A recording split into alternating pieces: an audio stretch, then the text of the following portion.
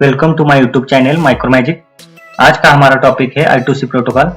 इसमें हम देखेंगे data read steps and data right steps. मतलब एक I2C डिवाइस में हम डाटा कैसे राइट कर सकते हैं और उससे हम डाटा कैसे रीड कर सकते हैं, ये देखेंगे। इस वीडियो में मैं थ्योरी पार्ट कवर कर रहा हूँ। नेक्स्ट वीडियो में मैं प्रैक्टिकल दिखाऊंगा और कोड एक्सप्लेन करूंगा। I2C प्रोटोकॉल, I2C का लॉन्ग फॉर्म है इंटर इंटीग्रेटेड सर्किट। तो यहाँ पर देखिए मैंने एक डायग्राम ली है एक्सप्लेन करने के लिए। I2C में मल्टीपल मास्टर और मल्टीपल स्लेव होते हैं। तो यहाँ पर देखिए ESP32 को मास्टर यूज किया है और बाकी 4 को स्लेव यूज किया है। तो हर एक डिवाइसेस का एक यूनिक एड्रेस होता है। उस एड्रेस को लेकर हम उसके साथ कम्युनिकेशन कर सकते हैं। तो मास्टर को अगर इस LCD के साथ कम्युनिकेशन करना है तो वो एड्रेस भेजेगा 27 और इससे हमें रिस्पांस मिलेगा और इसमें हम डाटा राइट करेंगे और यहाँ से हम डाटा रीड भी करेंगे। तो यहाँ पर देखिए I2C प्रोटोकॉल के लिए 2 लाइन यूज किए जाते हैं, SDA और SCL। SDA हमारी डाटा लाइन है और SCL हमारी क्लॉक लाइन है। I2C requires 2 bus line, SDA and SCL। SDA मतलब हमारी डाटा लाइन होती है एंड SCL हमारी क्लॉक लाइन होती है। Most I2C devices can communicate at 100 kHz और 400 kHz। मतलब कुछ I2C डिवाइसेस होते हैं जो कि 100 kHz पे कम्युनिकेशन करते हैं और कुछ डिवाइसेस होते हैं वो 400 kHz पे कम्युनिकेशन करते हैं। Start and stop condition are always generated by the master. अगर कम्युनिकेशन स्टार्ट करना है या स्टॉप करना है, हमेशा मास्टर ही उसको स्टार्ट बिट भेजता है और स्टॉप बिट भेजता है। Each I2C command initiated by master device start with a start condition and end with a stop condition।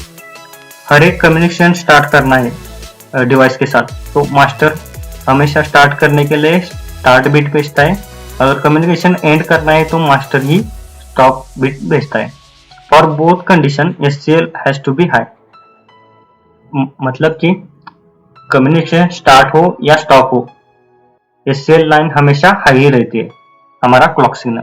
ये high to low transition of SDA is considered as start and low to high transition as stop. मतलब अगर communication हमें start करना पड़ता है, मतलब उस time SCL और SDA लाइन हमारी आइडल स्टेट में होती है, मतलब हाई होती है। अगर मुझे कम्युनिकेशन स्टार्ट करना है तो हमारी SDA लाइन लो चली जाएगी, मतलब हाई टू लो हो जाएंगी।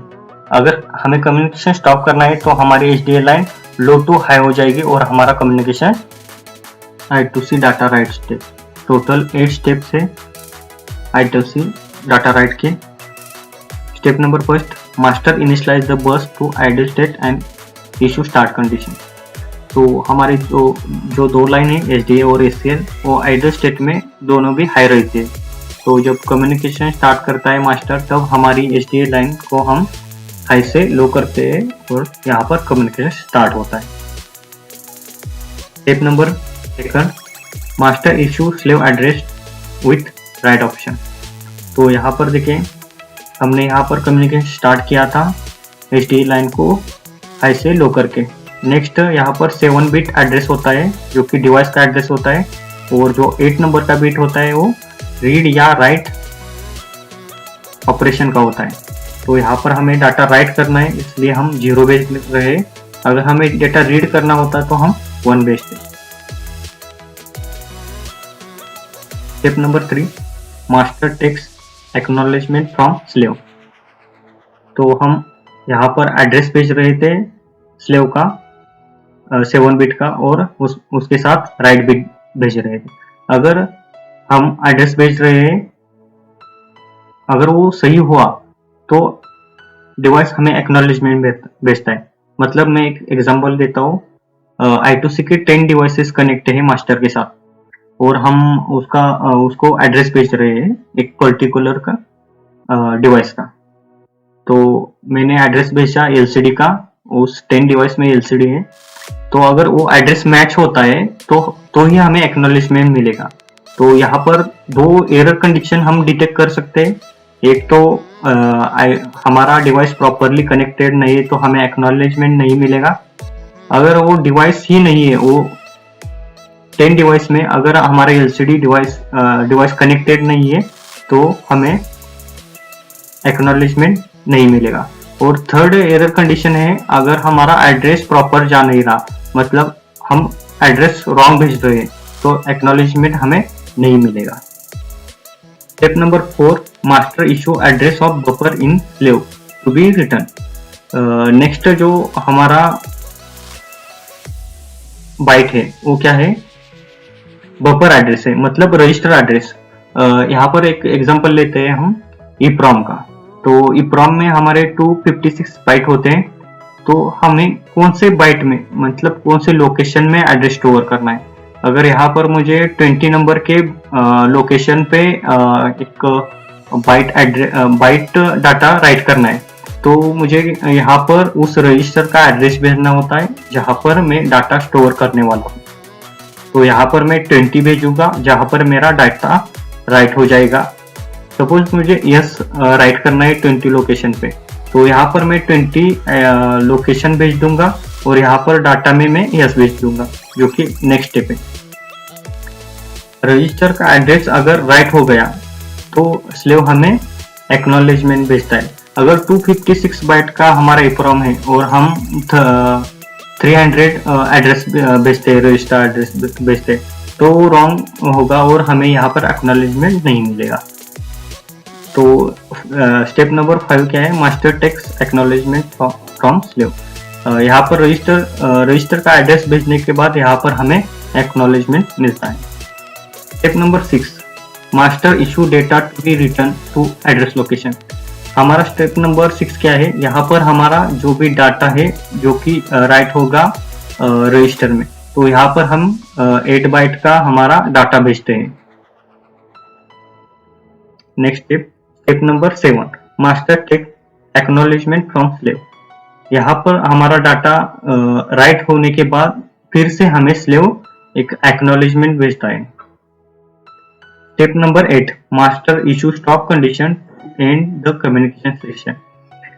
हमें हमारा यहाँ पर एक पूरा साइकिल कंप्लीट होता है जो कि राइट साइकिल था डाटा राइट का।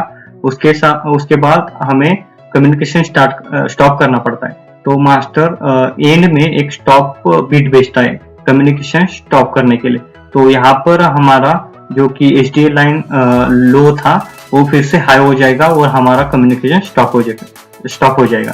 तो यहाँ पर देखिए जो ग्रे कलर में है वो सब मास्टर का कम्युनिकेशन है, और जो व्हाइट कलर में है वो हमारे डिवाइस का कम्युनिकेशन है। तो यहाँ पर देखिए सिर्फ एक्नॉलेजमेंट जो कि डिवाइस भेजता है और बाकी की जो सब डेटा है वो मास्टर भेजता है। फिर से एक बार मैं आपको एक्सप्लेन करता हूँ। यहाँ पर देखिए कम्युनिकेशन स्टार्ट करना है तो मास्टर हमारा स्टार्ट कंडीशन मतलब स्टार्ट बिट भेजता है। नेक्स्ट यहाँ पर हमारा डिवाइस एड्रेस होता है जिसके साथ हमें कम्युनिकेशन करना है, उसका यहाँ पर एड्रेस होता है और उसके साथ एक बिट अपेंड किया जाता है जो कि रीड या राइट का होता है। तो यहाँ पर हम डाटा राइट कर रहे हैं तो हमारा 0 है जो कि डाटा राइट का है। नेक्स्ट अगर हमारा एड्रेस सही हुआ डिवाइस का तो वो डिवाइस हमें एक्नॉलेजमेंट भेजता है। नेक्स्ट है हमारा रजिस्टर एड्रेस, मतलब जहाँ पे हमें डाटा राइट करना है, मतलब EEPROM ले रहे तो यहाँ पर आपको उस पर्टिकुलर रजिस्टर का एड्रेस चाहिए जहाँ पर आप डाटा राइट कर रहे हो। नेक्स्ट अगर रजिस्टर का एड्रेस सही हुआ तो यहाँ पर डिवाइस हमें एक्नॉलेजमेंट भेजता है। नेक्स्ट 8 बाइट हमारे जो होते हैं वो डाटा होता है, मतलब हमें जो डाटा राइट करना है डिवाइस में उसके 8 बिट यहाँ पर होते हैं। वो 8 बिट राइट करने के बाद हमें डिवाइस से फिर से एक एक्नॉलेजमेंट मिलता है और जो लास्ट बिट है वो हमारा स्टॉप बिट है जो कि मास्टर डिवाइस को भेजता है और यहाँ पर हमारा कम्युनिकेशन स्टॉप होता है। तो स्टार्ट में हम स्टार्ट होने से पहले हमारे आइडल स्टेट होती है। यहाँ पर हमारा जो HDL लाइन होता है वो हाई होता है। स्टार्ट कंडीशन में हमारा HDL लाइन हाई से लो जाता है और स्टॉप कंडीशन में हमारा HDL लाइन लो से हाई हो जाता है। I2C data read steps. Step number 1, master initialize the bus and start issue start condition. Master क्या करता है, HDA और SCL लाइन को हाई रखता है, मतलब वो हमारी आइडल स्टेट है। अगर हमें कम्युनिकेशन स्टार्ट करना है तो मास्टर क्या करता है, HDA लाइन को हाई से लो करता है और कम्युनिकेशन स्टार्ट करता है। Step number 2, master issue slave address with right option. तो यहाँ पर हम डिवाइस का एड्रेस भेजते हैं, मतलब कि स्लेव का एड्रेस भेजते हैं विथ राइट बिट। तो 7 बिट हमारे डिवाइस का एड्रेस होता है और 8 नंबर जो बिट होता है वो हमारा राइट ऑपरेशन होता है। Next step number 3, master take acknowledgement from slave. अगर हमारा डिवाइस का एड्रेस सही हुआ तो डिवाइस हमें एक्नॉलेजमेंट भेजता है। मतलब सपोज एक एग्जांपल ले लो, हमारे 5 डिवाइसेस है और उसमें हमारा वो जो डिवाइस का एड्रेस भेज रहे हैं वो डिवाइस हमारा कनेक्टेड है। तो हम अगर एड्रेस भेजते हैं वो उससे मैच होता है तो वो डिवाइस हमें एक्नॉलेजमेंट भेजता है। Step number 4, master issue address of buffer to be read from. मतलब हमें यहाँ पर 8 बिट का रजिस्टर का एड्रेस भेजना है। बफर मतलब हमारा रजिस्टर होता है, मतलब अगर हमें एक EEPROM से डाटा रीड करना है तो उस EEPROM के किस रजिस्टर से हम डाटा रीड करने वाले हैं उस रजिस्टर का एड्रेस इधर हमें भेजना पड़ता है। Step number 5, master takes acknowledgement from slave. तो अगर हमारा रजिस्टर का एड्रेस सही हुआ तो यहाँ पर हमें डिवाइस से फिर से एक एक्नॉलेजमेंट मिलता है।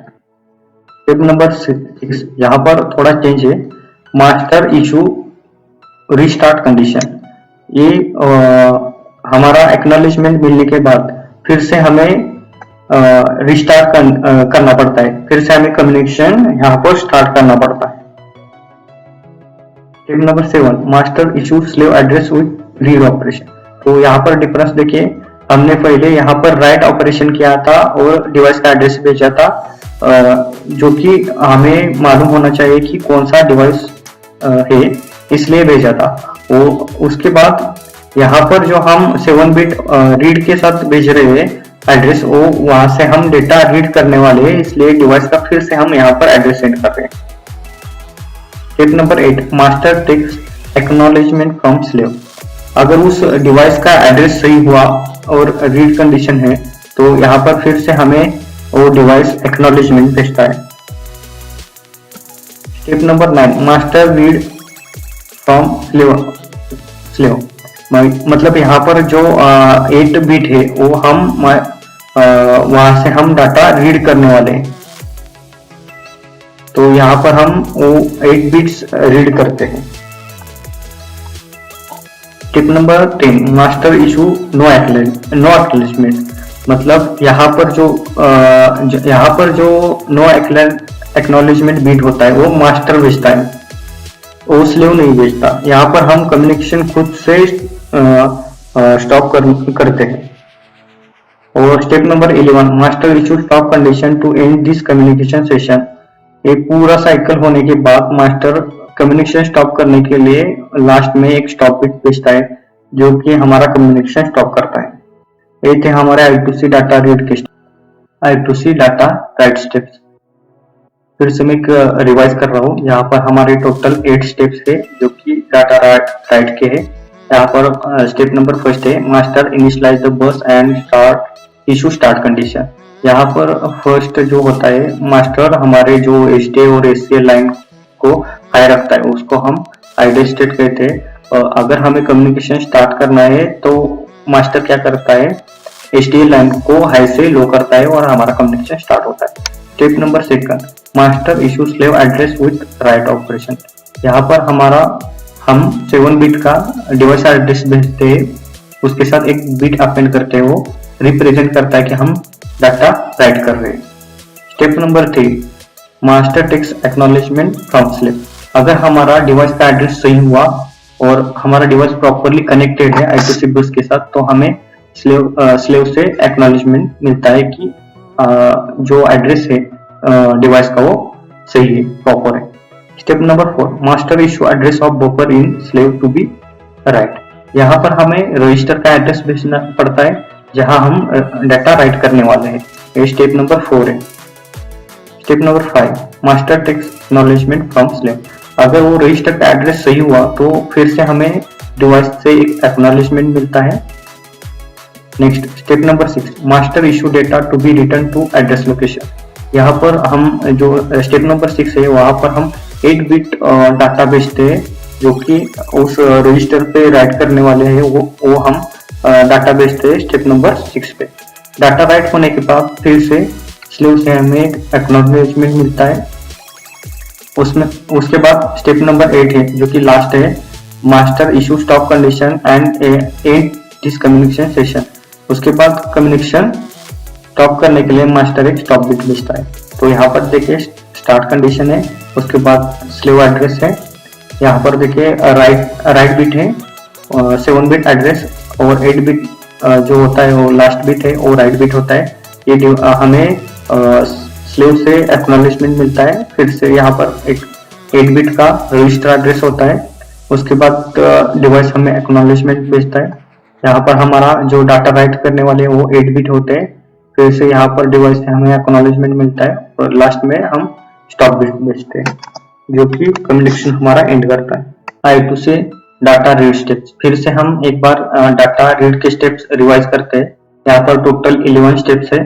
फर्स्ट स्टेप है master initialize the bus and start issue start condition. यहाँ पर हमारा मास्टर कम्युनिकेशन स्टार्ट करने के लिए हमारा HDL लाइन जो हाई होता है उसको हाई से लो करता है और हमारा कम्युनिकेशन स्टार्ट करता है। Step number 2, master issue slave address with write operation. यहाँ पर हम डिवाइस का एड्रेस भेजते हैं विथ राइट ऑपरेशन। नेक्स्ट, अगर वो एड्रेस सही हुआ तो यहाँ पर मास्टर हमें एक्नॉलेजमेंट भेजता है। स्टेप नंबर 3 है master takes acknowledgement from slave. Step number 4, master issue address of buffer to be read from. यहाँ पर हम बफर यानी कि रजिस्टर का एड्रेस भेजते हैं जहाँ से हमें डाटा रीड करना। अगर वो बफर का और रजिस्टर का एड्रेस सही हुआ तो फिर से स्टेप नंबर 5 है master takes acknowledgement from slave. यहाँ पर फिर से हमें स्लेव एक्नॉलेजमेंट भेजता है। Step number 6, master issue restart condition. यहाँ से फिर से हमें कम्युनिकेशन रिस्टार्ट करना पड़ता है। Step number 7, master issue slave address with read operation. यहाँ पर फिर से हमें डिवाइस का एड्रेस भेजना पड़ता है और यहाँ पर चेंज है सिर्फ, यहाँ पर हमें रीड ऑपरेशन मतलब एक रीड बिट अपेंड करके यहाँ पर भेजना पड़ता है। Step number 8, master takes acknowledgement from slave. Step number 9, master read data from slave. Step number 9 में हम 8 बिट रीड करते हैं जो कि स्टेप नंबर 9 है हमारा। Step number 10, master issue no acknowledgement. अगर हमारा पूरा साइकिल कंप्लीट होता है डाटा रीड का तब हम स्टेप नंबर 10 पे नो एक्नॉलेजमेंट भेजते हैं। Step number 11, master issue stop condition to stop communication session. यहाँ पर हम कम्युनिकेशन स्टॉप करते हैं तो यहाँ पर मास्टर हमारा एक स्टॉप बिट भेजता है और हमारे HDL लाइन को जो लो होती है उसको हाई करता है। तो यहाँ पर देखिए ये डायग्राम है हमारी कम्युनिकेशन की। तो यहाँ पर हमारी स्टार्ट कंडीशन है, यहाँ पर हम डिवाइस एड्रेस भेजते हैं विथ राइट बिट। यहाँ पर हमें डिवाइस से एक्नॉलेजमेंट मिलता है। नेक्स्ट यहाँ पर हम रजिस्टर का एड्रेस भेजते हैं जहाँ से हमें डाटा रीड करना है, उस रजिस्टर का एड्रेस भेजते हैं। नेक्स्ट है हमारा एक्नॉलेजमेंट बिट जो कि डिवाइस भेजता है। नेक्स्ट है हम यहाँ पर कम्युनिकेशन रिस्टार्ट करते हैं। नेक्स्ट हम फिर से 7 बिट डिवाइस एड्रेस भेजते हैं विथ रीड बिट। नेक्स्ट यहाँ पर फिर से हमें एक्नॉलेजमेंट मिलता है डिवाइस से। नेक्स्ट हमारा जो 8 बिट होता है वो हमारा डाटा होता है जो कि हम डिवाइस से रीड करते हैं। नेक्स्ट हमारे मतलब मास्टर एक नो एक्नॉलेजमेंट भेजता है डिवाइस को जो कि रिप्रेजेंट करता है कि हम कम्युनिकेशन स्टॉप कर रहे हैं। और यहाँ पर जो लास्ट स्टेप है हमारा वो है स्टॉप बिट। यहाँ पर हमारा कम्युनिकेशन स्टॉप होता है। I2C protocol interview questions. Question number 1, what does I2C stand for? I2C का मतलब क्या है? Inter integrated circuit. Question number 2, how many wires are required for I2C communication? I2C communication के लिए कितने वायर्स लगते हैं? तो यहाँ पर 2 वायर का यूज होता है, SDA और SCL, सीरियल डाटा और serial clock. Question number 3, I2C is half duplex और फुल डुप्लेक्स? I2C हमारा हाफ डुप्लेक्स है और फुल डुप्लेक्स में UART और SPI आता है। Question number 4, I2C is synchronise और असिंक्रोनाइज कम्युनिकेशन? I2C हमारा सिंक्रोनाइज कम्युनिकेशन है, असिंक्रोनाइज में UART आता है और सिंक्रोनाइज में SPI भी आता है। सिंक्रोनाइज मतलब जो क्लॉक के साथ कम्युनिकेशन करता है और असिंक्रोनाइज मतलब जिसको क्लॉक का यूज नहीं है तो उसमें UART आता है। Question number 5, how many kinds of addressing structure are there in I2C? तो यहाँ पर 2 टाइप के I2C डिवाइसेस यूज किए जाते हैं, 7 बिट I2C डिवाइसेस और 10 bit I2C devices. Question number 6, it is possible to have multiple master in I2C? Yes, I2C support multiple master or multiple slave. Question number 7, who designed I2C? I2C was designed by Philips NXP Semiconductor in 1982. Question number 8, is I2C serial or parallel communication? I2C हमारा serial communication पे work करता है। What are the standards bus speed in I2C communication? तो यहाँ पर देखिए, यहाँ पर मोड है और यहाँ पर स्पीड है उसकी। स्टैंडर्ड स्पीड मोड है 100 kbps, फास्ट मोड है 400 kbps, fast mode plus 1 Mbps, high speed mode 3.4 Mbps, ultra high speed mode है हमारा 5 Mbps। तो यहाँ पर I2C हमारा 100 kbps से 5 Mbps तक सपोर्ट करता है। Question number 10, what is the byte order in I2C? तो यहाँ पर जब हम I2C कम्युनिकेशन करते हैं तो हमारा data MSB to LSB transfer होता है। How many slave can be connected to I2C?